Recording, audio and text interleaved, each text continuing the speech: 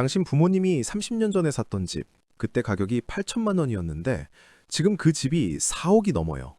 그런데 당신 월급은 그때 부모님 월급의 2배밖에 안 되죠.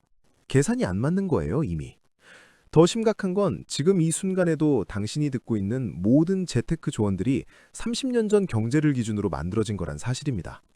10% 저축하세요, 커피값 아끼세요, 가계부 쓰세요. 다 쓸모없어요.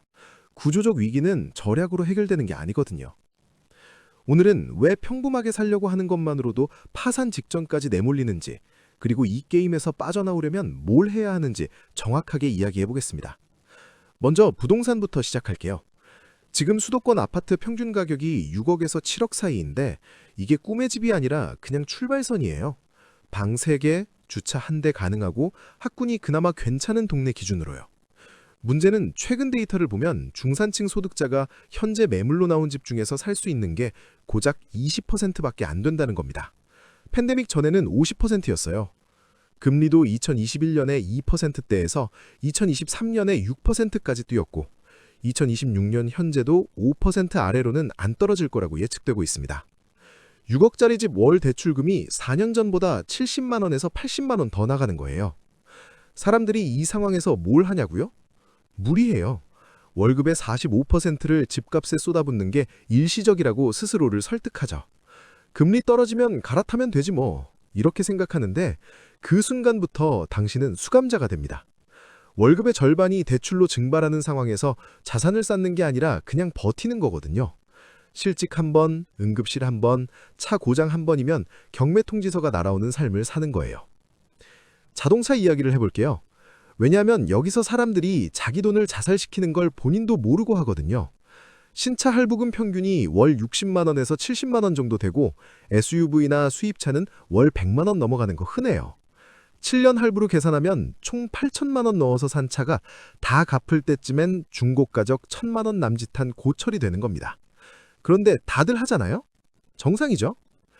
여기서 제가 당신한테 이해시켜야 할 게 있는데요. 정상이라는 게 망가졌다는 거예요. 정상이라는 건 은행에 이자 갖다 바치면서 성공한 것처럼 보이려고 애쓰다가 실제로는 빈털터리가 되는 삶을 의미하거든요.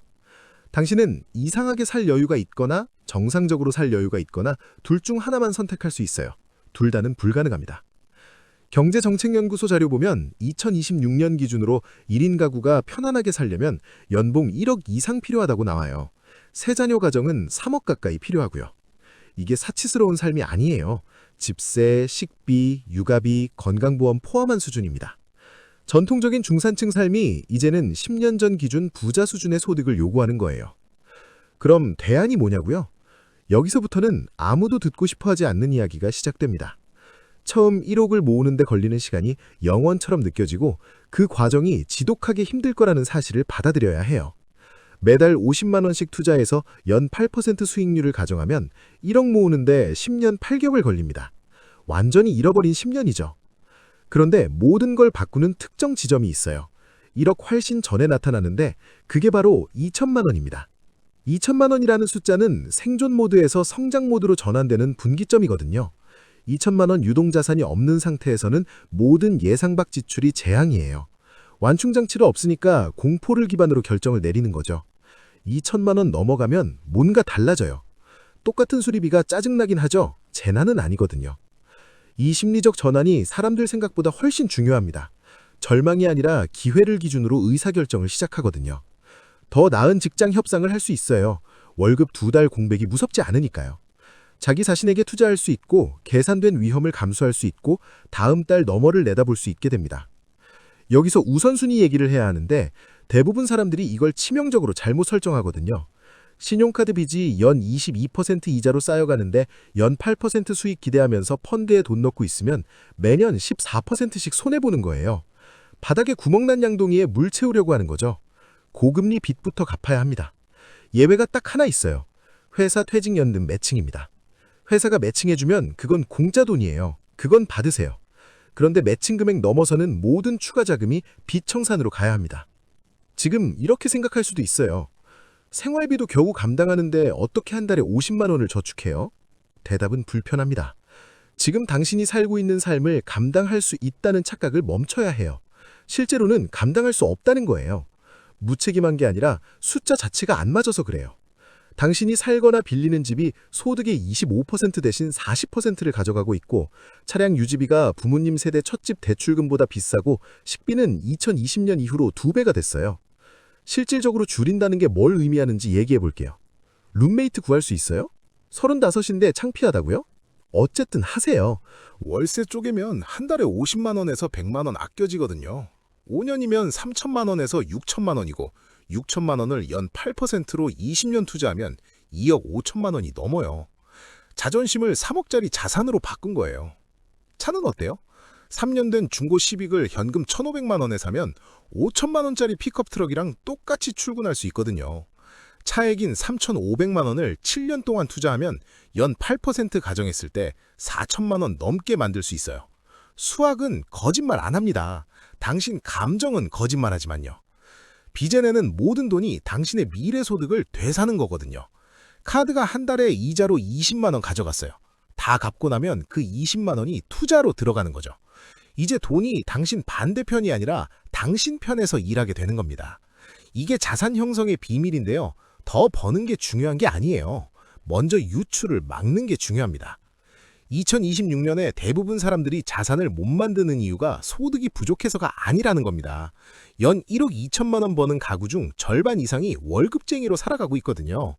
감당할 수 없는 생활 방식을 팔아먹은 다음 해결책은 더 열심히 일하라고 세뇌당한 사람들이죠. 2026년 집값 중간값이 6억 정도 됩니다.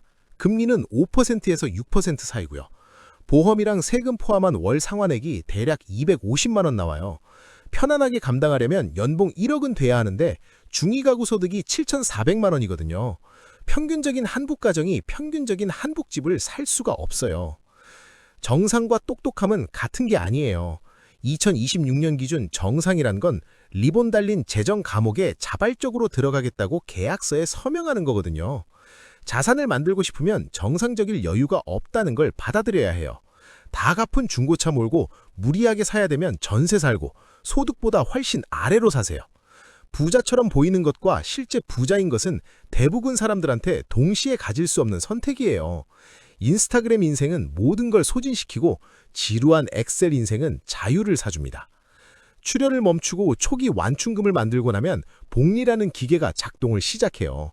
처음 1억이 가장 힘든 부분이에요. 10년 훈련이 필요하거든요. 그런데 1억 넘고 나서 보세요. 다음 1억은 5년밖에 안 걸려요. 세 번째는 4년이고요. 5억 찍을 때쯤엔 추가 입금 안 해도 2년마다 1억씩 쌓입니다. 2천만 원 지점이 심리적 전환점이거든요. 생존 모드에서 성장 모드로 바뀌는 순간이에요. 2026년 성공이란 건 큰 집이나 고급차가 아니에요. 성공은 떠날 수 있는 돈이 있다는 겁니다. 당신을 죽이는 직장에 노라고 말할 수 있는 능력이고 황금수갑이나 대출금에 갇히지 않는 것이에요. 시스템은 당신을 계속 뛰게 만들도록 설계돼 있어요. 소득 늘면 지출도 늘고 월급 오른 거 눈치채기도 전에 라이프 스타일 인플레이션이 다 흡수해버리거든요. 내려오는 방법은 단 하나예요. 그들 게임 그만하고 당신 게임 시작하는 겁니다. 불편한 진실은 대부분 사람들이 제가 방금 한 이야기 전부 무시할 거라는 겁니다. 이 영상 보고 고개 끄덕이고 36시간 정도는 동기부여 느끼다가 이웃이 새 차 뽑았다고 본인도 감당 못할 트럭 할부 넣을 거예요. 자기는 다르다고 이번엔 잘 될 거라고 스스로 설득하겠죠. 안 돼요. 2026년 경제는 당신 성공을 위해 설계된 게 아니거든요.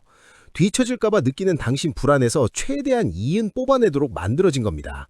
모든 광고, 모든 SNS 게시물이 당신한테는 손해지만 다른 모두한테는 이익인 결정으로 당신을 밀어붙이는 거예요. 은행은 당신이 무리해서 대출받으면 이기는 거고 딜러는 당신이 7년 할부에 서명하면 이기는 거고 전체 시스템은 당신이 순응하면 이익을 얻어요. 근데 그들이 빼앗을 수 없는 게 하나 있거든요. 노라고 말할 수 있는 능력이요. 10년 동안 바보처럼 보이면서도 진짜 뭔가를 만들어내는 훈련이고 다 갚은 중고차 태고 좋은 동네 지나가면서 저들은 할부금 쌓고 있는 동안 본인은 현금 쌓고 있다는 걸 아는 용기예요. 그게 당신 무기입니다.